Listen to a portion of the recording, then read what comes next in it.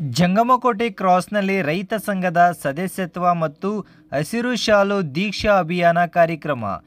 ಶಿಡ್ಲಘಟ್ಟ ತಾಲೂಕು ಜಂಗಮಕೋಟೆ ಕ್ರಾಸ್ನಲ್ಲಿ ರಾಜ್ಯ ರೈತ ಸಂಘ ಹಾಗೂ ಹಸಿರು ಸೇನೆಯ ವತಿಯಿಂದ ಇಂದು ಮಂಗಳವಾರ ಮಧ್ಯಾಹ್ನ 2 ಗಂಟೆ ಸಮಯದಲ್ಲಿ ರೈತ ಸಂಘದ ಸದಸ್ಯತ್ವ ಮತ್ತು ಹಸಿರು ಶಾಲು ದೀಕ್ಷಾ ಅಭಿಯಾನ ಕಾರ್ಯಕ್ರಮವನ್ನು ಹಮ್ಮಿಕೊಳ್ಳಲಾಗಿತ್ತು. ಕಾರ್ಯಕ್ರಮದಲ್ಲಿ ಕರ್ನಾಟಕ ರಾಜ್ಯ ರೈತ ಸಂಘ ಹಾಗೂ ಹಸಿರು ಸೇನೆಯ ರಾಜ್ಯಾಧ್ಯಕ್ಷ ಕೋಡಿಹಳ್ಳಿ ಚಂದ್ರಶೇಖರ್ ಮಾತನಾಡಿ, ಬಜೆಟ್ ಉತ್ಪಾದನೆಯನ್ನು ಕೇಂದ್ರೀಕರಿಸಬೇಕು, ಹೆಚ್ಚು ಉತ್ಪಾದನೆಗೆ ಆದ್ಯತೆ ನೀಡಬೇಕು. ಸರ್ಕಾರಿ ನೌಕರರು ಅನುತ್ಪಾದಕ ಕ್ಷೇತ್ರ, ದೇಶದ ನಾಡಿನ ಯಾವುದೇ ಸಂಪತ್ತನ್ನು ಸೃಷ್ಟಿ ಮಾಡುವ ಕ್ಷೇತ್ರ ಅಲ್ಲ. ರೈತರು ಸಂಪತ್ತಿನ ಉತ್ಪಾದಕರು. ಆದರೆ ಸರ್ಕಾರಿ ನೌಕರರ ವೇತನ 80,434 ಕೋಟಿ ಹೆಚ್ಚುವರಿ ನಿಯೋಜನೆ ಮಾಡಿದ್ದಾರೆ. ರಾಜ್ಯ ಸರ್ಕಾರ ಮಂಡನೆ ಮಾಡಿದ ಬಜೆಟ್ ಅತ್ಯಂತ ನಿರಾಶಾದಾಯಕ ಬಜೆಟ್ ಆಗಿದ್ದು, ರೈತರಿಗೆ ಸಿಕ್ಕಿದ್ದು ಮಾತ್ರ ಶೂನ್ಯ ಎಂದರು. ಇನ್ನು ಯಡಿಯೂರಪ್ಪ ಅವರ ಅವಧಿಯಲ್ಲಿ ಜಾರಿಗೆ ತಂದ ಕೃಷಿ ಕಾಯ್ದೆ ರದ್ದು ಮಾಡುವ ಭರವಸೆ ನೀಡಿದ್ದ ಮುಖ್ಯಮಂತ್ರಿ ಸಿದ್ದರಾಮಯ್ಯರವರು ಈವರೆಗೂ ಅದು ಆಗುತ್ತಿಲ್ಲ.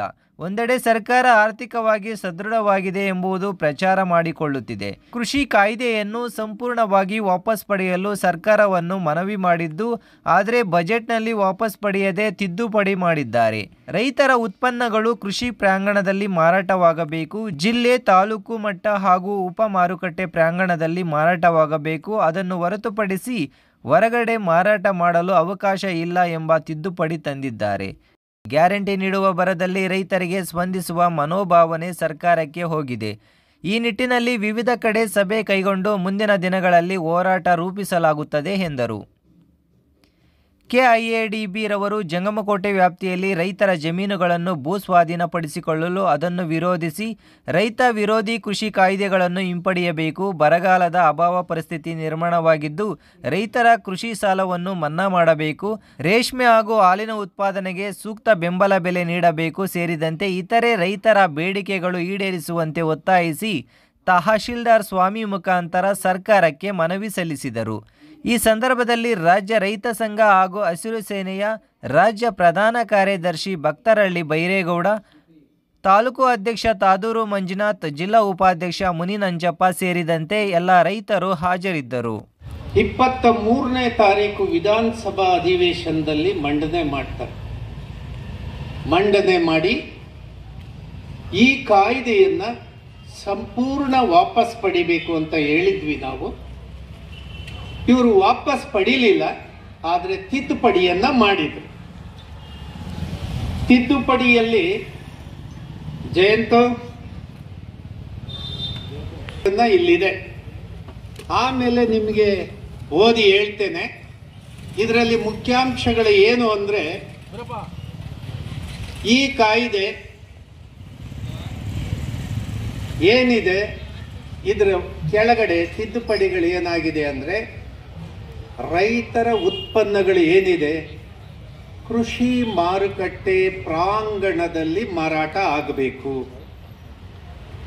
ಮತ್ತೆ ಇದು ಕೃಷಿ ಮಾರುಕಟ್ಟೆ ಬೆಂಗಳೂರು ಯಶವಂತಪುರದಿಂದ ಹಿಡಿದು ಜಿಲ್ಲೆ, ತಾಲೂಕು ಮಟ್ಟ, ಆಮೇಲೆ ಉಪ ಮಾರುಕಟ್ಟೆಯ ಪ್ರಾಂಗಣಗಳಲ್ಲಿ ವ್ಯಾಪಾರ ಆಗಬೇಕು, ಹೊರಗಡೆ ಮಾರಂಗಿಲ್ಲ. ಮತ್ತೆ ಇದ್ರ ಕೆಳಗಡೆ ಖಾಸಗಿ ಮಾರುಕಟ್ಟೆಯಲ್ಲೂ ಇದನ್ನ ಮಾರಾಟ ಮಾಡಬಹುದು ಅಂತ ಹೇಳಿ ವಿಶೇಷವಾಗಿ ಖಾಸಗಿ ಮಾರುಕಟ್ಟೆಯನ್ನ ಒತ್ತು ಕೊಟ್ಟು ಇಲ್ಲಿ ಪ್ರಸ್ತಾವನೆಯನ್ನ ಮಾಡಿದ್ದಾರೆ. ಸರ್ಕಾರ ಅನುಮತಿಯನ್ನ ಪಡೆದಂತ ಮಾರುಕಟ್ಟೆ ಇಲ್ಲಿ ಯಾರು ಬೇಕಾದರೂ ಬಂದಿರಬಹುದು. ಇದ್ರ ಕೆಳಗಡೆ ಇದನ್ನ ಪ್ರಾಂಗಣಗಳಲ್ಲಿ ಮಾರಾಟ ಮಾಡಬೇಕು ಅನ್ನೋದನ್ನ ಈ ಕಾಯ್ದೆಯ ತಿದ್ದುಪಡಿಯಲ್ಲಿ ತಂದಿದ್ದಾರೆ. ಇದನ್ನ ಉಲ್ಲಂಘನೆ ಮಾಡಿದ್ರೆ ಕಳೆದ APMC ಕಾಯ್ದೆಯಲ್ಲಿ ದಂಡ ಮತ್ತು ಶಿಕ್ಷೆ ಏನಿತ್ತು ಆ ಶಿಕ್ಷೆಯನ್ನ ನಾವು 2 ಪಟ್ಟು ಜಾಸ್ತಿ ಮಾಡಿ ಮುಂದುವರಿಸ್ತೇವೆ ಅಂತ ಹೇಳಿ ಕರ್ನಾಟಕ APMC ಕಾಯ್ದೆ ಕೆಳಗಡೆ ಈ ತಿದ್ದುಪಡಿ 23ನೇ ತಾರೀಕು ವಿಧಾನಸಭಾ ಅಧಿವೇಶನದಲ್ಲಿ ಜಾರಿಗೆ ಬಂದಿದೆ. ಆಯ್ತು, ಸಣ್ಣ ಪುಟ್ಟ ತಿದ್ದುಪಡಿ ಇದ್ರೆ ಮತ್ತೊಂದಿಷ್ಟು ಮುಖ್ಯಮಂತ್ರಿಗಳ ಜೊತೆಯಲ್ಲಿ ಕೂತ್ಕೊಳ್ಳೋಣ, ಹೇಳೋಣ, ಮತ್ತೆ ತಿದ್ದುಪಡಿಯನ್ನ ಮಾಡಿಸೋ ಪ್ರಯತ್ನವನ್ನು ಮಾಡೋಣ. ಭೂಮಿಗೆ ಸಂಬಂಧಪಟ್ಟಂಥ ಭೂ ಸುಧಾರಣೆ 2020 ಭೂ ಸುಧಾರಣೆ ಇವರು ಕೈ ಹಾಕ್ತಾ ಇಲ್ಲ. APMCಯನ್ನು ಅಷ್ಟೇ ತೋರಿಸ್ತಾ ಇದ್ದಾರೆ. APMCಯಿಂದ ಸರ್ಕಾರಕ್ಕೆ ಲಾಭ ಬರ್ತಾ ಇಲ್ಲ. ಸರ್ಕಾರವೇ ನಮ್ಮ ಸಿಬ್ಬಂದಿಗಳಿಗೆ ಕೈಯಿಂದ ಸಂಬಳ ಕೊಡೋ ಕೆಲಸ ನಡೀತಾ ಇದೆ. ಈ ಪರಿಸ್ಥಿತಿಯಲ್ಲಿ ಅಲ್ಲಿ ಇದನ್ನು ಮಾತ್ರ ತಿದ್ದುಪಡಿಯನ್ನು ತಂದಿದ್ದಾರೆ. ಕೃಷಿ ಭೂಮಿಗೆ ಸಂಬಂಧಪಟ್ಟಂಗೆ ಸರ್ಕಾರ ಅವರು ಇನ್ನೂ ಕೂಡ ಆ ಕಡೆ ಗಮನ ಹರಿಸ್ತಾ ಇಲ್ಲ. ಯಾಕೆ ಅಂದರೆ ಈ ಬಾರಿ ಏನು ರೈತರಲ್ಲದವರು ಕೃಷಿ ಭೂಮಿಯನ್ನು ಖರೀದಿ ಮಾಡಲಿಕ್ಕೆ ಅಧಿಕಾರ ಇರಲಿಲ್ಲ. 2020 ಕಾಯ್ದೆ ತಿದ್ದುಪಡಿ ಮೇಲೆ ರೈತರಲ್ಲದವರು ಖರೀದಿ ಮಾಡಲಿಕ್ಕೆ ಅವಕಾಶ ಬಂದಿದೆ. ದಿಲ್ಲಿಯಲ್ಲಿ ಹೋರಾಟ ನಡೀತಾ ಇದೆ. ರೈತರು ದಿಲ್ಲಿಯ ಪ್ರವೇಶ ದ್ವಾರಗಳ ಸಮೀಪ ಲಕ್ಷಾಂತರ ಸಂಖ್ಯೆಯಲ್ಲಿ ಬೀಡ್ಬಿಟ್ಟಿದ್ದಾರೆ. ಅವರು ಒಂದು ತೀರ್ಮಾನವನ್ನು ಘೋಷಣೆ ಮಾಡಿದ್ದಾರೆ. ಮೊನ್ನೆ 22ನೇ ತಾರೀಕು ಒಬ್ಬ ರೈತ 21 ವರ್ಷದ ಹುಡುಗ ಪೊಲೀಸರ ಗುಂಡಿಗೆ ಬಲಿಯಾಗಿದ್ದಾನೆ. ಈಗ ಅಲ್ಲಿ ಹೃದಯಾಘಾತಕ್ಕೆ ಇತ್ಯಾದಿಗೆ 4 ಜನ ರೈತರು ಸತ್ತಿದ್ದಾರೆ. ಆ ರೈತರು ದೆಹಲಿ ದಬಾಯಿಸಿ ನುಗ್ಗಿ ಒಳಗಡೆ ಹೋಗುವ ಪ್ರಯತ್ನವನ್ನ 29ನೇ ತಾರೀಕುವರೆಗೆ ಪೆಂಡಿಂಗ್ ಇಟ್ಟುಕೊಂಡು ಅಲ್ಲೇ ಧರಣಿ ಸತ್ಯಾಗ್ರಹ ಮುಂದುವರಿತಾರೆ. ಇದ್ರ ಅಮೆರಿಕ ದೇಶ ಇಂಪಾರ್ಟೆಂಟ್ ಅಲ್ಲ. ನಮಗೆ ಬಹಳ ಆರ್ಥಿಕವಾಗಿ ಶಕ್ತಿಯಲ್ಲಿ ಬಲಾಢ್ಯವಾದಂಥ ಅಮೆರಿಕ, ರಷ್ಯಾ ಇವು ಇಂಪಾರ್ಟೆಂಟ್ ಅಲ್ಲ. ಈಗ ವಿಶ್ವ ವಾಣಿಜ್ಯ ಸಂಸ್ಥೆ ಅನ್ನೋದು ಬಹಳ ಇಂಪಾರ್ಟೆನ್ಸ್ ಪಡ್ಕೊಂಡಿದೆ.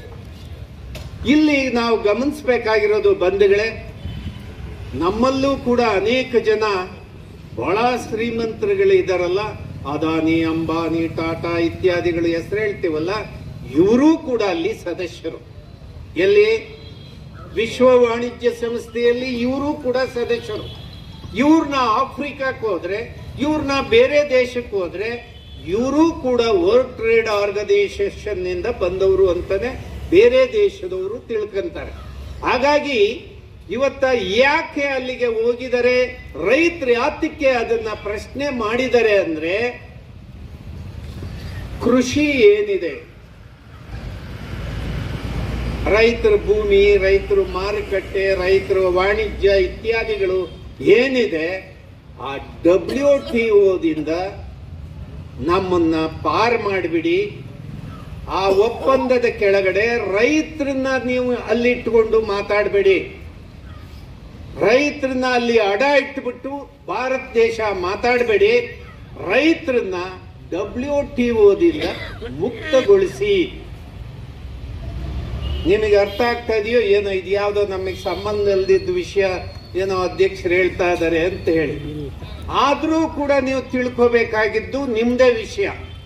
WTO ಅಂದ್ರೆ ವಿಶ್ವ ವ್ಯಾಪಾರಿ ಸಂಸ್ಥೆಯಿಂದ ಕೃಷಿಯನ್ನ ಕೈ ಬಿಟ್ಬಿಡಿ ಅನ್ನೋ ಒಂದು ಒತ್ತಾಯವನ್ನ ಅಲ್ಲಿ ರೈತರು ಪ್ರಾರಂಭ ಮಾಡಿದ್ದಾರೆ. ಬಂಧುಗಳೇ, ನಾವಿಂದೆ ಪ್ರೊಫೆಸರ್ ನಂಜುಂಡಸ್ವಾಮಿ ಇದ್ದಾಗ ದೆಹಲಿಯಲ್ಲಿ ಒಂದು ಬಹಳ ದೊಡ್ಡ ಶಕ್ತಿ ಪ್ರದರ್ಶನವನ್ನ ಮಾಡಿದ್ವಿ.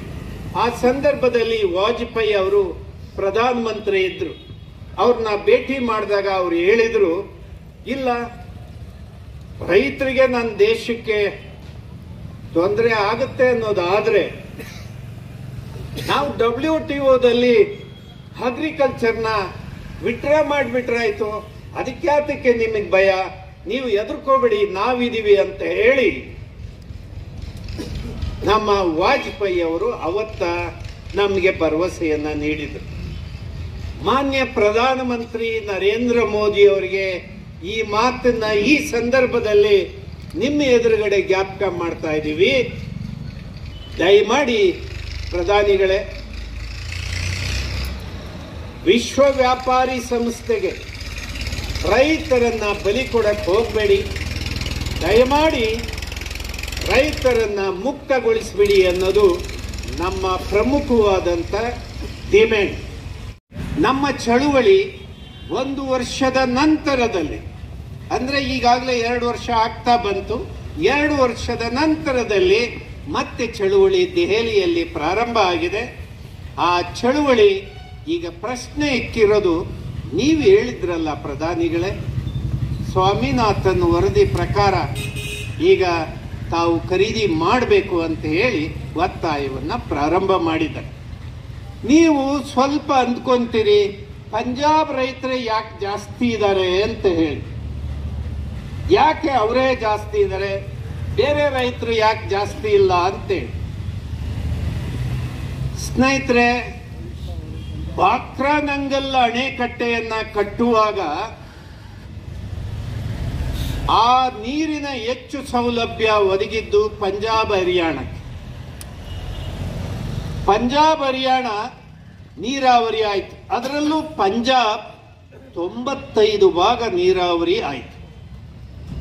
95 ಭಾಗ ನೀರಾವರಿ ಆದಾಗ ಅಲ್ಲಿ ಹೆಚ್ಚು ಉತ್ಪಾದನೆ ಆಗ್ತಕ್ಕಂಥ 2 ಪ್ರಮುಖ ಬೆಳೆಗಳು ಅಂದರೆ ಒಂದು ಭತ್ತ ಮತ್ತೊಂದು ಗೋಧಿ.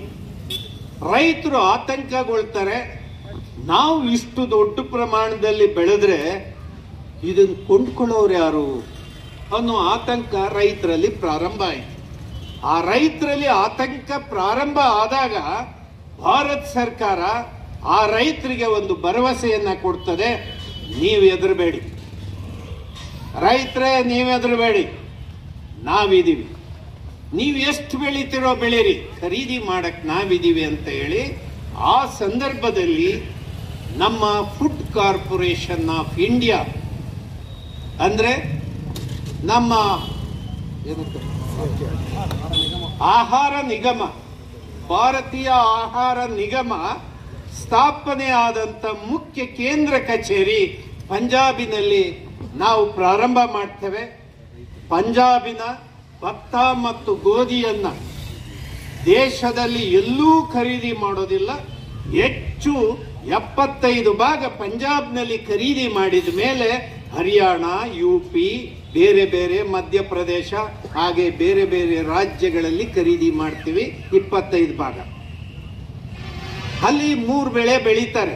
ಈಗ ನಾನೇನು ಹೇಳಕ್ ಹೊರಟೆ ಅಂದ್ರೆ, ಈ ಕೃಷಿ ಕಾಯ್ದೆಯನ್ನ 20ರಲ್ಲಿ ಜಾರಿಗೆ ತಂದಾಗ ಏನು ಆತಂಕಕ್ಕೆ ಒಳಗಾಗ್ತಾರೆ ಅಂದ್ರೆ, ಅಗತ್ಯ ವಸ್ತು ಕಾಯ್ದೆ ಅಂತೇಳಿ ಒಂದು ಕಾಯ್ದೆ ಇದೆ. ಅಗತ್ಯ ವಸ್ತು ಕಾಯ್ದೆ ತಿದ್ದುಪಡಿ ಆಗ್ಬಿಡ್ತಾವೆ. ಯಾವುದು ಈ 3 ಕಾಯ್ದೆ ಕೆಳಗಡೆ, ಅಗತ್ಯ ವಸ್ತು ಕಾಯ್ದೆ ಕೆಳಗಡೆ ತಿದ್ದುಪಡಿ ಆದಾಗ FCI ಹೊರಟು ಹೋಗುತ್ತೆ. ಅಲ್ಲಿ ಫುಡ್ ಕಾರ್ಪೊರೇಷನ್ ಆಫ್ ಇಂಡಿಯಾ ಅಲ್ಲಿ ಕಳೆದು ಹೋಗ್ಬಿಡುತ್ತೆ. ಆ ಕಳೆದೋಗೋ ಭಯ ಪಂಜಾಬ್ನವ್ರನ್ನ ಎಷ್ಟು ನಿದ್ದೆಗೆಡಿಸ್ತಂದ್ರೆ ಅವ್ರನ್ನ ಬಡಿದು ಎಬ್ಬರಿಸ್ಬಿಡ್ತು. ನೀವು ಮುಗ್ದೋದ್ರಿ ಪಂಜಾಬಿನ ರೈತರು, ನೀವು ಎಚ್ಚೊತ್ಕಂದಿದ್ರೆ ನೀವು ಖಾಲಿ ಅಂತ ಹೇಳಿ. ಆಗ ನಮ್ಮ ಚಳುವಳಿಯನ್ನ ಕರ್ನಾಟಕದಲ್ಲಿ ಏನು ನಾವು ಇಲ್ಲಿ ವಿಧಾನಸೌಧದ ಮುಂಭಾಗದಲ್ಲಿ ಯಡಿಯೂರಪ್ಪ ತಂದಂತ ಕಾಯ್ದೆಯನ್ನ ಬಹಳ ತೀವ್ರವಾಗಿ ಪ್ರತಿಭಟನೆ ಮಾಡ್ತಾ ಇದ್ವಿ, ಅದನ್ನೆಲ್ಲದನ್ನು ಕೂಡ ಪಂಜಾಬ್ ಹರಿಯಾಣ ರೈತರು ಅದನ್ನ ಬಹಳ ಕ್ಲೀನ್ ಆಗಿ ಅಬ್ಸರ್ವೇಷನ್ ಮಾಡಿ, ನಾವು ಇಲ್ಲಿ ಆದಂತ ಪರಿಣಾಮವನ್ನ ಹೇಗೆ ಎಳೆ ಎಳೆಯಾಗಿ ಬಿಚ್ಚಿ, ಅಗತ್ಯ ವಸ್ತು ಕಾಯ್ದೆ ಅಂದ್ರೆ ಏನು, ಭೂ ಸುಧಾರಣಾ ಕಾಯ್ದೆ 1961 ಏನ್ ಹೇಳ್ತು, 20ರ ಕಾಯ್ದೆ ಏನ್ ಹೇಳುತ್ತೆ, 1966ರ APMC ಕಾಯ್ದೆ ಏನ್ ಹೇಳುತ್ತೆ, 20ರ ಕಾಯ್ದೆ ಏನ್ ಹೇಳುತ್ತೆ ಅನ್ನೋದನ್ನ ವಿವರವಾಗಿ ಬಿಚ್ಚಿ ಮಾತಾಡುವಾಗ ಭಾರತದ ಪಂಜಾಬ್ ಹರಿಯಾಣ ರೈತರಿಗೆ ಗೊತ್ತಾಯ್ತು. ಆಗ ಇದ್ದಕ್ಕಿದ್ದಂಗೆ ನಿದ್ದೆಯಲ್ಲಿ ಎದ್ದೋ ರೀತಿಯಲ್ಲಿ ಹೋರಾಟಕ್ಕೆ ಹಳ್ಳಿಗಳೇ ನುಗ್ಗಿ ಬಂದ್ಬಿಟ್ರು. 1 ವರ್ಷ ಕಾಯಿಸಿದ್ರು ಭಾರತ ಸರ್ಕಾರ. ನೋಡೋಣ ನಾಳಿಗೆ ಹೋಗ್ಬೋದು, ನೋಡೋಣ ಮುಂಗಾರು ಮಳೆ ಬಿದ್ದ ಮೇಲೆ ಹೋಗ್ಬೋದು, ನೋಡೋಣ ಹಿಂಗಾರು ಮಳೆ ಆದ್ಮೇಲೆ ಹೋಗ್ಬೋದು. ಟ್ರ್ಯಾಕ್ಟರ್ಗಳು ಉಳುಮೆ ಬಹಳ ಜೋರಾಗಿ ಪ್ರಾರಂಭ ಆಯ್ತು, ಈಗೆಲ್ಲ ರಸ್ತೆ ಖಾಲಿ ಮಾಡಿ ಹೋಗ್ಬಿಡ್ತಾರೆ ಅಂತ ಹೇಳಿ ಕಾಲಮಾನಗಳನ್ನು ಕೂಡ ಕಾದು ಕಾದು ಭಾರತ ಸರ್ಕಾರ ನೋಡಿದ್ರು ಇದು ಜಗ್ಗಲಿಲ್ಲ ಅಂತ ಹೇಳಿ ಗೊತ್ತಾದ ಮೇಲೆ 1 ವರ್ಷ 1 ತಿಂಗಳ ಮೇಲೆ ಭಾರತ ಸರ್ಕಾರ ವಿಡ್ರಾ ಮಾಡಿದ್ರು.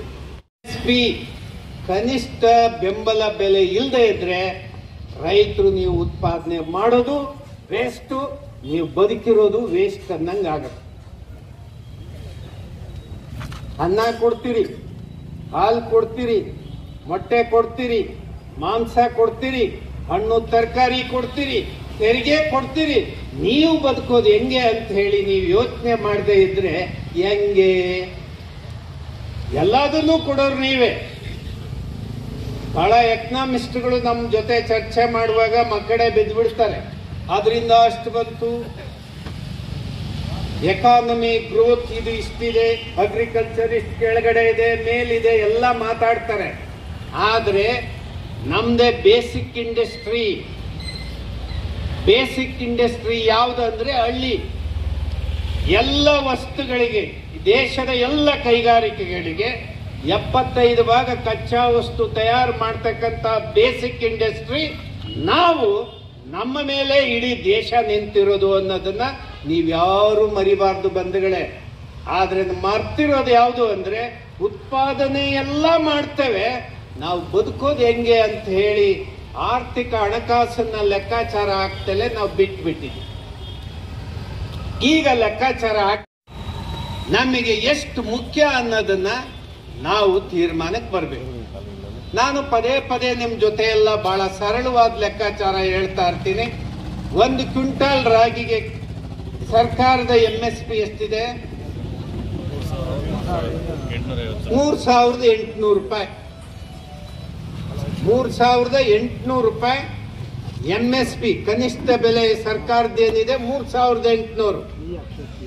ಇದನ್ನ ಸ್ವಾಮಿನಾಥನ್ ವರದಿ ರಿಪೋರ್ಟ್ ಪ್ರಕಾರ ನಾವು ಲೆಕ್ಕ ಹಾಕಿದ್ರೆ 5,800 5,900 ಆಗುತ್ತೆ. ಆದ್ರೆ ನಾನು ಇದು ಎರಡನ್ನೂ ಕೂಡ ಇಟ್ಕೊಂಡು ಲೆಕ್ಕಾಚಾರ ಹಾಕ್ದಾಗ 7,000 ಚಿಲ್ಲರೆ ಆಯ್ತು. ಸ್ವಾಮಿನಾಥನ್ ಅವರು ಇರುವಾಗ್ಲೇನೆ ಆ C2 ಇದೆಯಲ್ಲ, ಅದಕ್ಕೆ C3 ಯಾಕೆ ಸೇರಿಸ್ಬೇಕು, C5 ನ ಯಾಕೆ ಸೇರಿಸ್ಬೇಕು, C11 ನ ಯಾಕೆ ಸೇರಿಸ್ಬೇಕಂತ ಹೇಳಿ ಅಡಿಷನಲ್ ಆಗಿ ಆಡ್ ಮಾಡಿದ್ವಿ. ಆದ್ರೆ ಭಾರತ ಸರ್ಕಾರಕ್ಕೆ ಅದು ರಿಪೋರ್ಟ್ ಸಬ್ಮಿಟ್ ಆದ ಮೇಲೆ ಅದು ಮತ್ತೊಂದು ಸಾರಿ ಅದನ್ನ ತಿದ್ದುಪಡಿ ಮಾಡಕ್ ಬರೋದಿಲ್ಲ, ಮತ್ತೊಂದು ಕಮಿಷನ್ ನಲ್ಲಿ ಮಾಡಿದ್ರಾಯ್ತು ಅಂತ ಹೇಳಿ ಸ್ವಾಮಿನಾಥನ್ ಹೇಳ್ತಾ ಇದ್ರು.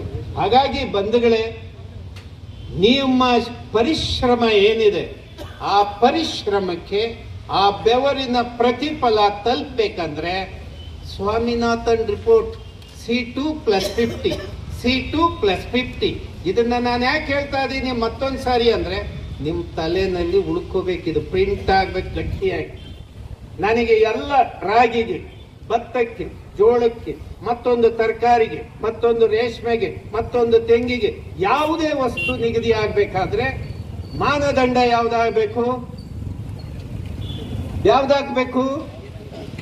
C2+50 ಅಂದ್ರೆ C2 ಕಾಸ್ಟ್ ಆಫ್ ಕಲ್ಟಿವೇಶನ್ ಮತ್ತೆ ಅದರ ಅರ್ಧ ಭಾಗ ಲಾಭಾಂಶ ಇದಕ್ಕೆ ಸೇರಿಸಿ ಇದು C2+50 ಆಗತ್ತೆ. ಈ ಮಾನದಂಡ ಕೆಳಗಡೆ ಮಾನ್ಯ ಪ್ರಧಾನಿಗಳು ಕೊಟ್ಟ ಮಾತಿನಂಗೆ ನಡ್ಕೋಬೇಕನ್ನೋದು ಡಿಮ್ಯಾಂಡ್ ಈಗ ಮುಂದುವರಿತಾ ಇದೆ. ಹೆಂಗೆ ಕತೆ ಅಂತ ಕೇಳ್ತಾರೆ, ಇದಕ್ಕೇನು ಉತ್ತರ ಹೇಳೋದು? ಏನು ಉತ್ತರ ಹೇಳೋದಪ್ಪ? ಅಲ್ಲಪ್ಪ, ರೈತ ಉತ್ಪಾದನೆ ಮಾಡೋ ಆಹಾರದ ಬೆಲೆ ಜಾಸ್ತಿ ಆಯಿತು ಅಂತ ಹೇಳಿ ಇಟ್ಕೊಳ್ಳೋಣ, ಅಥವಾ ಆಗಿಲ್ಲ ಅಂತ ಹೇಳಿ ಇಟ್ಕೊಳ್ಳೋಣ. ನಮ್ಮ ತಹಶೀಲ್ದಾರ್ ಇದಾರಲ್ಲ, ಈಗ ಪ್ರಶ್ನೆ ಅವ್ರದ್ದು. ಈಗ ತಹಶೀಲ್ದಾರ್ ಅಂದ್ರೆ ನಿಮ್ಗೆ ಅವ್ರು ಇರೋ ಕಾರಣಕ್ಕೆ ಹೇಳ್ತಾ ಇದ್ದೀನಿ. ಯಾವುದೇ ಸರ್ಕಾರಿ ನೌಕರ ತನ್ನ ವೇತನದ 6% ಊಟಕ್ಕೋಸ್ಕರ ಖರ್ಚು ಮಾಡೋದು. ಅರ್ಥ ಆಯ್ತೇನ್ರಿ? ಊಟಕ್ಕೋಸ್ಕರ ಅವರು ಸಂಬಳದಲ್ಲಿ ಎಷ್ಟು % ಖರ್ಚು ಮಾಡ್ತಾರೆ ಅಂದ್ರೆ 6% ಅಷ್ಟೇ. ಉಳಿದಿದ್ದೆಲ್ಲ ಏನ್ ಮಾಡ್ತಾರೆ? ಕಾರು, ಓಡಾಟ, ಆರೋಗ್ಯ, ವಿದ್ಯಾಭ್ಯಾಸ ಅಥವಾ ಮನೆ ಇತ್ಯಾದಿಗಳಿಗೆ ಖರ್ಚು ಮಾಡ್ತಾರೆ. ಈಗ ಉದಾಹರಣೆಗಪ್ಪ, ತಹಶೀಲ್ದಾರದ್ದು ಜೀಪ್ ಇದೆ, ಅದು ಕೇವಲ 2 ಲಕ್ಷದ ಒಳಗೆ ಅದರ ಕಬ್ಬಣ, ಅದರ ಮಿಷನರಿ ಎಲ್ಲದನ್ನು ಕೂಡ ಸೇರಿಸಿದ್ರೆ 1.75 2 ಲಕ್ಷಕ್ಕೆ ತಯಾರಾಗುತ್ತೆ. ಅದನ್ನ ಯಾಕೆ 7-8-10 ಲಕ್ಷಕ್ಕೆ ಮಾರಾಟ ಮಾಡ್ತಾರೆ? ಅದನ್ನ ಯಾಕಪ್ಪ ಎಷ್ಟು ಪಟ್ಟು ಲಾಭಾಂಶಕ್ಕೆ ಯಾಕೆ ಮಾರಬೇಕು ಅಂದ್ರೆ ನಾವು ಕೇಳೋಣ. ಈಗ ಅಲ್ಲ, ಆಹಾರದ ಬೆಲೆ ಜಾಸ್ತಿ ಆಗುತ್ತೆ ಅನ್ನೋದಾದ್ರೆ ರೈತ ಖರೀದಿ ಮಾಡುವ ಎಲ್ಲ ವಸ್ತು ಬೆಲೆ ಬೇಕು, ಅದು ಕೂಡ ಕಮ್ಮಿ ಇರ್ಬೇಕು ತಾನೆ? ಇಲ್ಲ, ಎಲ್ಲ ವಸ್ತುಗಳ ಬೆಲೆ ಜಾಸ್ತಿ ಆದಂಗೆ ಆಗ್ಬೇಕು. ಇದು ಭಾರತ ಸರ್ಕಾರಕ್ಕೆ ಹೇಳಲಿಕ್ಕೆ ಬಹಳ ದೊಡ್ಡ ಸಂಖ್ಯೆಯ ರೈತರು ಚಳುವಳಿಯನ್ನ ನಡೆಸ್ತಾ ಇದ್ದಾರೆ. ಇದೇ ಸಂದರ್ಭದಲ್ಲಿ ಮಾನ್ಯ ಸಿದ್ದರಾಮಯ್ಯನವ್ರಿಗೂ ನಾನು ಏನು ಹೇಳೋದು ಅಂದ್ರೆ, ಮಾನ್ಯ ಸಿದ್ದರಾಮಯ್ಯನವರೇ, ನಾನೇನು ವಿಶೇಷವಾಗಿ ನಿಮ್ಗೆ ಹೇಳೋದಿಲ್ಲ. ಇಲ್ಲಿ ಒಂದು ಪತ್ರಿಕೆ ತೋರಿಸ್ತಾ ಇದೀವಿ. ಇಲ್ಲಿ ಯಾರು ಹತ್ರದಲ್ಲಿದ್ದೀರಿ? ರಮೇಶ್, ಓದ್ರಿ, ಏನಿದೆ ಇದು? ವೇತನ ಏರಿಕೆ ಭಾಗ್ಯ ಸುಳಿವು. ವೇತನ ಏರಿಕೆಯ ಭಾಗ್ಯ ಸುಳಿವು. ವೇತನ ಏರಿಕೆ ಆಗುತ್ತೆ ಅಂದ್ರೆ 7th ಪೇ ಕಮಿಷನ್ ಜಾರಿಗೆ ಬರ್ತದೆ. ಅದನ್ನ ಸಿದ್ದರಾಮಯ್ಯನವರು ಬಜೆಟ್ ಅಲ್ಲಿ ಅಲೋಕೇಶನ್ ಮಾಡ್ಕೊಂಡಿದ್ದಾರೆ. ಅದಕ್ಕೇನೆ ಸಿದ್ದರಾಮಯ್ಯನವ್ರ ಬಜೆಟ್ 1,05,000 ಕೋಟಿ ಸಾಲ ಮಾಡಿ ಅವರು ಬಜೆಟ್ ಅನ್ನ ಹೆಚ್ಚುವರಿ ಮಾಡಿಕೊಂಡಿರೋದು. ಇಲ್ಲಿ ಬಹಳ ಮುಖ್ಯವಾಗಿ ಇಲ್ಲಿ ಪ್ರಸ್ತಾಪ ಯಾತಕ್ಕೆ ಇದನ್ನು ಹೇಳ್ತಾ ಇದ್ದೀನಿ ಅಂದ್ರೆ, ಸಂಬಳ ಪಿಂಚಣಿ ಬಾಬ್ತಿಗೆ ಹೆಚ್ಚುವರಿ ಹಣ ಕೊಡಬೇಕಾಗತ್ತೆ. ಎಷ್ಟು ಬರುತ್ತೆ ಅಂದ್ರೆ 80,434 ಕೋಟಿ. ಎಷ್ಟು ಹೇಳಿಯಪ್ಪ? 80,434 ಕೋಟಿ ಹೆಚ್ಚುವರಿ ಆಗತ್ತೆ. ರಾಜ್ಯ ಸರ್ಕಾರಿ ನೌಕರರದು ವೇತನ ಎಷ್ಟು ಜಾಸ್ತಿ ಆಗತ್ತೆ? ಅರ್ಥ ಆಗುತ್ತೆ ಇಲ್ಲರಿ ನಿಮ್ಗೆ? ಅರ್ಥ ಮಾಡ್ಕೊಳ್ಳೇಬೇಕು. ಯಾಕಂದ್ರೆ ನೀವು ಲೆಕ್ಕ ಹೇಳ್ಬೇಕು ಸರ್ಕಾರಕ್ಕೆ. ಸಿದ್ದರಾಮಯ್ಯ ನಾಳೆ ನಿಮ್ಮನ್ನ ಕರೆದು ಮಾತಾಡುವಾಗ ಹೇಳ್ಬೇಕೋ ಬೇಡ? ಹೇಳ್ಬೇಕು. ನೀವು ರಾಜ್ಯದ ಸರ್ಕಾರಿ ನೌಕರರು, ಇದಕ್ಕೆ 7th ಪೇ ಕಮಿಷನ್ ಅಂದ್ರೆ 7ನೇ ವೇತನ ಆಯೋಗ ಜಾರಿಗೆ ಬರ್ತದೆ.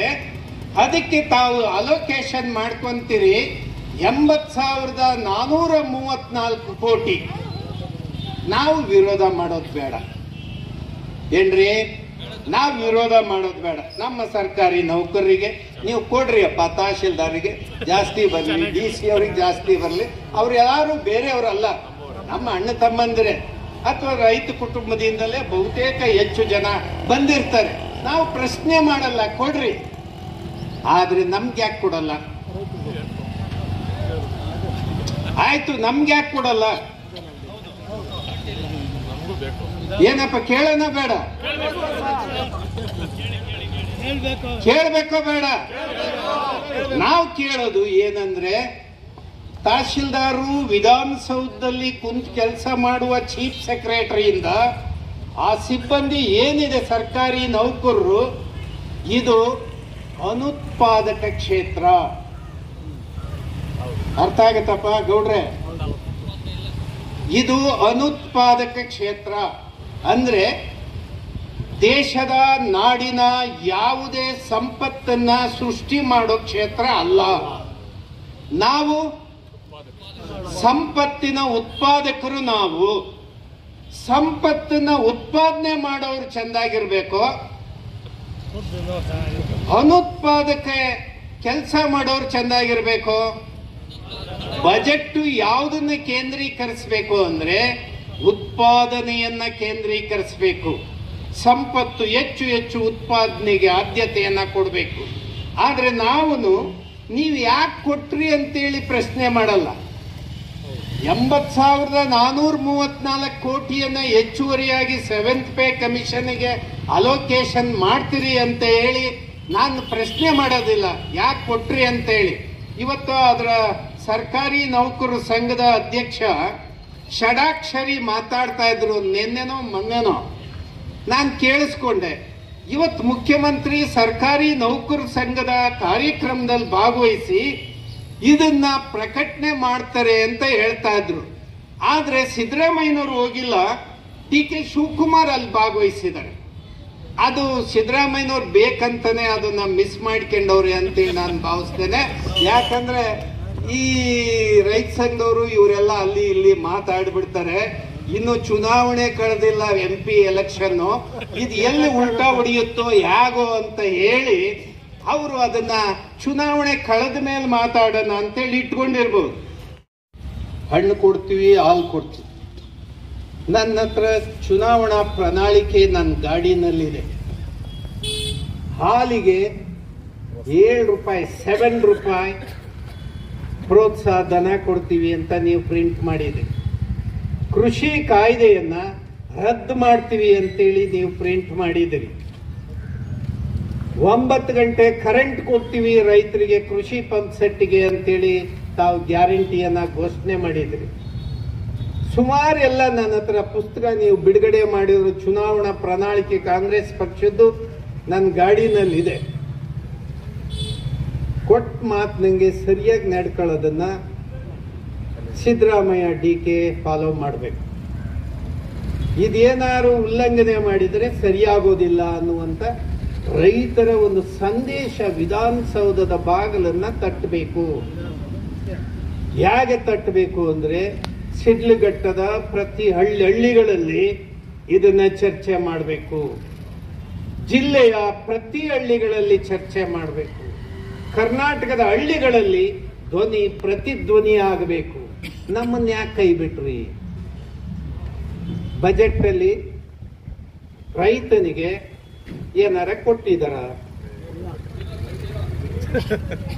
ರಾಮನಾಥ್ ಏನಾರ ಕೊಟ್ಟವ್ರೇನಪ್ಪ? ಏನೇನು ಇಲ್ಲ. ಭಿಕ್ಷೆ ಪಾತ್ರ ಸಿಕ್ಕಿದೆ ನಿಮ್ಗೆ. ರೈತರಿಗೆ ಬಜೆಟ್ ಅಲ್ಲಿ ಏನಿಲ್ಲ. ರಾಮನಾಥ್ ಹೇಳ್ತಾ ಇದ್ರು 6,000 ಚಿಲ್ಲರೆ ಕೋಟಿ ಅಲೋಕೇಶನ್ ಮಾಡಿದರೆ. ಕಳೆದ ವರ್ಷ 7,000 ಕೋಟಿ ಅಲೋಕೇಶನ್ ಇತ್ತು. ಕೃಷಿ ಮತ್ತು ತೋಟಗಾರಿಕೆ ಎಲ್ಲ ಸೇರಿ ಈ ಸಾರಿ 6,500 ಕೋಟಿಗೆ ನಿಲ್ಲಿಸಿದ್ದಾರೆ ಅಂತ. ನಂದ ಅದಲ್ಲ ಪ್ರಶ್ನೆ. ಅದು ಎಲ್ಲದೂ ಕೂಡ ಬಜೆಟ್ ಅಲ್ಲಿ ಅಲೋಕೇಟ್ ಮಾಡೋದು ಅಂದ್ರೆ ಅಲ್ಲಿ ತೋರಿಸೋದು ಏನು ಅಂದ್ರೆ, ಒಂದ್ ನಿಮಿಷ ಈ ಕಡೆ ಗಮನ. ನಿಮ್ಮ ಅಲ್ಲಿ ಬಜೆಟ್ ಅಲ್ಲಿ ಹೇಳೋದು ಕೃಷಿಗೆ ಇಷ್ಟು 1,000 ಕೋಟಿ ಅಂತ ಹೇಳೋದು ಏನಿದೆ ಅದು ನಿಮಗಲ್ಲ, ನಿಮಗೋಸ್ಕರ ಅಲ್ಲ. ನೀವು ಹೆಚ್ಚು ಬೆಳಿಲಿಕ್ಕೆ ಗೊಬ್ಬರ ಸಬ್ಸಿಡಿ ಕೊಡ್ತೀವಿ, ಬೀಜ ಸಬ್ಸಿಡಿ ಕೊಡ್ತೀವಿ, ಪೆಸ್ಟಿಸೈಡ್ ಸಬ್ಸಿಡಿ ಕೊಡ್ತೀವಿ, ಅದರ ಸಣ್ಣ ಪಂಪ್ ಸಬ್ಸಿಡಿ ಕೊಡ್ತೀವಿ, ಟ್ರ್ಯಾಕ್ಟರ್ ಸಬ್ಸಿಡಿ ಕೊಡ್ತೀವಿ ಅಂತ ಹೇಳಿ ಕಂಪನಿಗಳಿಗೆ ಸಿಕ್ಕುವಂತ ಲಾಭಾಂಶ ಅದು. ಆದ್ರೆ ಹೆಚ್ಚು ಉತ್ಪಾದನೆ ಮಾಡ್ಬೇಕಲ್ಲ ನೀವು. ಅದನ್ನ ಈ ಮೂಲಕ ನಿಮ್ಮನ್ನ ತಟ್ಟಿ ಬೆಳೀರಿ. ಜಾಸ್ತಿ ರಾಗಿ ಜಾಸ್ತಿ ಬೆಳೀರಿ, ಜೋಳ ಜಾಸ್ತಿ ಬೆಳೀರಿ, ಹಣ್ಣು ಜಾಸ್ತಿ ಬೆಳೀರಿ, ತರಕಾರಿ ಜಾಸ್ತಿ ಬೆಳೀರಿ ಅಂತೇಳಿ ನಿಮಗೆ ಪ್ರೋತ್ಸಾಹ ಕೊಡುವಂತ ಬಜೆಟ್ ಅದು. ನಿಮ್ಮದಲ್ಲ ಅದು. ನಿಮ್ಮ ಆರ್ಥಿಕತೆಗೆ, ನಿಮ್ಮ ಬದುಕಿಗೆ, ಜೀವನಕ್ಕೆ ಸಂಬಂಧ ಪಡೆದಿರೋದು ಅದು ಬಜೆಟ್. ನೀವ್ಯಾಕೆ ಅದನ್ನ ನೋಡಿ ಖುಷಿ ಪಡ್ಬೇಕು ರಾಮಣ್ಣ? ಆದ್ರೆ ಹೆಚ್ಚು ಸಬ್ಸಿಡಿಗೆ ಹೋಗುವಂತ ಹಣ ಜಾಸ್ತಿ ಬರಲಿ ಅಂತ ಹೇಳಿ ನಮ್ಮ ರಾಮನಾಥ್ ಅವರು ಆಸೆ ಇರಬಹುದು. ಆದ್ರೆ ಒಂದ್ ತಿಳ್ಕೊಳ್ಳಿ, ಬಜೆಟ್ ಅಲ್ಲಿ ರೈತನಿಗೆ ಚಿಕ್ಕನಾಯಕನಹಳ್ಳಿ ಚುಪ್ಪು. ಆದ್ರೆ ಸರ್ಕಾರಿ ನೌಕರರಿಗೆ ನೀವು ತುಪ್ಪದ ಅನ್ನ ಊಟ ಇಕ್ತೀರಿ. ನಾವೇನ್ ಪಾಪ ಮಾಡಿದ್ವಿ ಅನ್ನೋದು ಅಷ್ಟೇ ಪ್ರಶ್ನೆ. ಇವ್ರಿಗೆ ಕೊಡ್ತಾ ಇರೋದನ್ನ ನಾವು ಪ್ರಶ್ನೆ ಮಾಡೋದು ಬೇಡ. ಇದನ್ನ ನಾವು ಯಾಕೆ ಕೊಟ್ರಿ ಅಂತೇಳಿ ನಾವು ಕೇಳೋದೇ ಇಲ್ಲ. ನಮ್ಮನ್ನ ಯಾಕೆ ಮಿಟ್ರಿ ಸಿದ್ದರಾಮಯ್ಯ ಕೈ ಬಿಟ್ಟೆ? ಯಾಕಪ್ಪ ಬಿಟ್ಟೆ? ಇದು ಸರಿನಾ? ತಪ್ಪ್ರಿ? ಇದನ್ನ ಪ್ರಶ್ನೆ ಮಾಡೋದು ನಮ್ಮೆಲ್ಲರ ಕರ್ತವ್ಯ ಆಗ್ಬೇಕು. ಆಗ ಪ್ರಶ್ನೆ ಮಾಡಿದರೆ ಎಲ್ಲದೂ ಕೂಡ ಬದಲಾವಣೆ ಆಗಿರೋದು. ಗೊತ್ತಾಯ್ತಾ? ಗೌಡ್ರು ಹೇಳ್ತಾ ಇದ್ರಲ್ಲ, ಪವರ್ ಲೈನ್ ಬಂತು, ಅಲ್ಲಿ ಏನು ಕೊಡ್ಲಿಲ್ಲ ರೈತರಿಗೆ. 1885 1885 ಟೆಲಿಗ್ರಾಫಿಕ್ ಆಕ್ಟ್ ಅಂತ ಇದೆ. ಆ ಟೆಲಿಗ್ರಾಫಿಕ್ ಆಕ್ಟ್ ಕೆಳಗಡೆ ರೈತನ ಭೂಮಿಯನ್ನ ಮುಟ್ಟುಗೋಲು ಹಾಕೊಂಡ್ರೆ ವಿದ್ಯುತ್ ಶಕ್ತಿಗೆ ಸಂಬಂಧಪಟ್ಟಂತ ಯೋಜನೆಗೆ ರೈತರಿಗೆ ಪರಿಹಾರ ಇಲ್ಲ. ಅದನ್ನೇ ಹೇಳಿದ್ರು ನಮ್ಗೆ ಬೆಂಗಳೂರಲ್ಲಿ, ಅದನ್ನೇ ಮಾತಾಡಿದ್ರು. ಆಮೇಲೆ ನಾವು ಹೈಕೋರ್ಟಿಗೆ ಹಾಕಿ, ಹೈಕೋರ್ಟಿಂದ ಸಿವಿಲ್ ಕೋರ್ಟಿಗೆ ಹಾಕಿ, ರೈತರು ಯಾರು ಒಂದಡಿ ಜಾಗ ಬಿಡಬೇಡಿ, ಬಂದ್ ಮಾಡಿ ಅಂತೇಳಿ ಕರೆ ಕೊಟ್ಟು ನಾನೇ ಬಂದು ಅಲ್ಲಿ ಯಲಾಂಕದಲ್ಲಿ ನಿಲ್ಲಿಸಿ ಆಮೇಲೆ ಸಿವಿಲ್ ಕೋರ್ಟು ನಮ್ಮನ್ನ ಕಾಜಿ ನ್ಯಾಯ ಮಾಡಕ್ ಶುರು ಮಾಡಿ. ಅವಾಗ ಹೇಳ್ತು ಸಿವಿಲ್ ಕೋರ್ಟು 65% ರೈತನಿಗೆ ಕೊಡ್ಲೇಬೇಕು. ಯಾವುದು ಲೈನ್ ಹೋಗೋ ಕಾರಿಡಾರ್ಗೆ, ಭೂಮಿಗೆ 100% ಮಾರ್ಕೆಟ್ ವ್ಯಾಲ್ಯೂ ಕೊಡ್ಬೇಕಂತೇಳಿ ತೀರ್ಮಾನ ಆದ್ಮೇಲೆ ಈ ಪವರ್ ಗ್ರಿಡ್ ಕೊಡುವಂತ ತೀರ್ಮಾನಕ್ಕೆ ಬಂತು. ಅದನ್ನೇ ಗೌಡ್ರು ಹೇಳ್ತಾ ಇದ್ರು, ಕೆಲವು ಸಾರಿ ಕಾನೂನು ಪ್ರಕಾರ ಮಾಡಬೇಕು, ಕೆಲವು ಸಾರಿ ವಿಧಾನಸೌಧ ಬಾಗಿಲು ತಟ್ಟಿ ಮಾತಾಡಿಸ್ಬೇಕು ನಾವು. ಅದಕ್ಕೇನೆ ರೈತರು ಇಷ್ಟು ದೊಡ್ಡ ಸಂಖ್ಯೆಯಲ್ಲಿ ಇದೀವಪ್ಪ, ಇಷ್ಟು ದೊಡ್ಡ ಸಂಖ್ಯೆಯಲ್ಲಿ ಇದೀವಿ. ನಾವ್ಯಾವತ್ತ ನಮ್ಮ ಹಕ್ಕನ್ನ ನಾವು ಪಡ್ಕೊಳ್ಳೋದು? ನಮಗೆ ಯಾವಾಗ ನಮ್ಮ ಹಕ್ಕು ಬರುತ್ತೆ? ನಮ್ಮ ಬದುಕಿನ ಬಗ್ಗೆ ನಮಗೆ ಎಚ್ಚರಿಕೆ ಇದ್ರೆ, ನಿಮಗೆ ತಿಳುವಳಿಕೆ ಇದ್ರೆ, ನಿಮಗೆ ಕಾಳಜಿ ಇದ್ರೆ, ಮುಂದಿನ ತಲೆಮಾರಿನ ಬಗ್ಗೆ ನನ್ನ ಮಕ್ಕಳು ಹೀಗೆ ಬದುಕಬೇಕಾ, ಒಳ್ಳೆ ಜೀವನ ಮಾಡ್ಬೇಕಾ ಅಂತೇಳಿ ನಿಮಗೆ ತಿಳುವಳಿಕೆ ಬರ್ಬೇಕು. ಈಗ ಅನೇಕ ಜನ ಮಾತಾಡ್ತಾರೆ, ರೈತರ ಮಕ್ಕಳಿಗೆ ಎಣ್ಣೆ ಕೊಡಲ್ಲ. ನೆನ್ನೆ ಒಬ್ರು ಯಾರೋ ನಮ್ಮ ನಾವು ಸರ್ಕಾರಿ ನೌಕರಿಗೆ ಹೆಣ್ಣು ಕೊಡೋದು ಬೇಡ, ನಾವು ಹೆಣ್ಣು ಕೊಟ್ಟ ಮೇಲೆ ಅವ್ರು ನಮ್ಮನೆಗೆ ಹೆಣ್ಣು ಕೊಡೋದಿಲ್ಲ. ಎಂತ ಅನ್ಯಾಯ ಮಾಡ್ತಾ ಇದಾರೆ, ಅದಕ್ಕೆ ನಾವೇ ಕೊಡೋದು ಬೇಡ ಅಂತ ಇದ್ರು. ಆರ್ಗ್ಯುಮೆಂಟ್ ನಾವು ಬೇರೆ ಅವ್ರು ಬೇರೆ ಅಂತ ಹೇಳಿ ನಾವು ನೋಡೋದು ಬೇಡ. ಇದೆಲ್ಲದ ವಾದಕ್ಕೆ ಪರಿಹಾರ ಏನು? ಪರಿಹಾರ ಏನು? ರೈತನ ಆರ್ಥಿಕತೆ ಸುಧಾರಣೆ ಆಗಬೇಕು, ರೈತನ ಜೋಬಿಗೆ ದುಡ್ಡು ಬರಬೇಕು. ಹೌದಪ್ಪ? ಮತ್ ಇದನ್ನ ನೀವು ಮರೆತು ಉಳಿದಿದ್ದೆಲ್ಲ ಮಾತಾಡಿ ಏನ್ ಪ್ರಯೋಜನ? ಅದಕ್ಕೆ ಈ ಸಂದರ್ಭದಲ್ಲಿ ನಾನು ಸರ್ಕಾರಕ್ಕೆ ಏನು ಹೇಳುವುದು ಅಂದ್ರೆ, ರೈತರಿಗೆ ಬಜೆಟ್ ಅಲ್ಲಿ ನೀವು ಲಾಸ್ ಏನ್ ಮಾಡಿದಿರಿ ಸಿದ್ದರಾಮಯ್ಯನವರೇ, ಅದನ್ನ ನೀ ತಾವೇ ಮುಖ್ಯಮಂತ್ರಿ, ತಾವೇ ಹಣಕಾಸು ಮಂತ್ರಿ, ಯಾವ ಖಾತೆಯಿಂದ ಹೆಂಗ್ ಸೇರಿಸ್ತಿರೋ ಅದನ್ನ ಸೇರಿಸಿ ಈ MSP ಯನ್ನ ಕಾಯ್ದಿರಿಸುವಂತ ಕೆಲಸಕ್ಕೆ ತಾವು ಮುಂದಾಗಬೇಕು. ಈಗ ಕೊಬ್ಬರಿಗಿದು ಒತ್ತಾಯ ಮಾಡಿ 1,500 ರೂಪಾಯಿ ಕೊಡಿಸಿದ್ವಿ. 1,500 ಅಲ್ಲ, ಅದು 25,000 ರೂಪಾಯಿ ಕುಂಡಾಲಿಗೆ ಹೋಗ್ಬೇಕು. ಈಗ 13,500ಕ್ಕೆ ತೀರ್ಮಾನಕ್ಕೆ ಬಂದಿದೆ ಸರ್ಕಾರ. ಆದ್ರೆ ಮಾರುಕಟ್ಟೆಯಲ್ಲಿ ಇನ್ನೂ 8,000 ರೂಪಾಯಿ ರೇಟಲ್ಲೇ ಇದೆ. ಈಗ ಅದನ್ನ 13,500 ರೂಪಾಯಿಗೆ ತಳ್ಳಿದೀವಿ. ಈಗ ಅದೇ ಕಬ್ಬು ಇತ್ಯಾದಿ ಎಲ್ಲದೂ ಕೂಡ. ಈಗ ಮುಖ್ಯವಾಗಿ ನಾನು ಏನ್ ಹೇಳೋದು ಅಂದ್ರೆ,